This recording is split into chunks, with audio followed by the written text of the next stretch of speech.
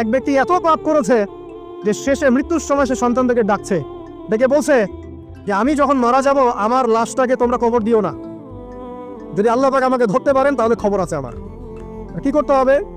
সে বলছে যে আমার দেহটাকে তোমরা পুড়িয়ে ফেলবে এবং পুড়িয়ে ফেলার পরে ছাইগুলোকে একত্রিত করবা, করে অর্ধেক ছাই সমুদ্রে ভাসিয়ে দিবা, অর্ধেক ছাই বাতাসে উড়িয়ে দিবা। সন্তানরা তাই করলো। মৃত্যুর পর আল্লাহ পাক এই সমুদ্র এবং জমিনকে বাতাসকে আদেশ করলেন যে তোমরা ছাই জড়ো করে দাও। আর মানুষ আর জিন আল্লাহর কথা না শুনলেও এই প্রকৃতি আল্লাহ পাকের কথা শোনে। বিজ্ঞান বলে প্রকৃতি থেকে সব হচ্ছে। কি প্রকৃতি?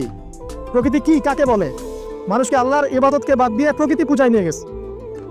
এই পুরো প্রকৃতি আর মহাবিশ্ব এক আল্লাহর ইবাদত করে। কে সৃষ্টি করলো প্রকৃতি? প্রাকৃতিক ভাবে হয়েছে সবকিছু বলে, আল্লাহ থেকে হয়েছে বলা যাবে না। বললে আপনি মৌলবাদী হয়ে যাবে। আল্লাহ শব্দ ইউজ করলে আপনি মৌলবাদী হয়ে যাবে। ধর্মতাত্ত্বিক শব্দগুলো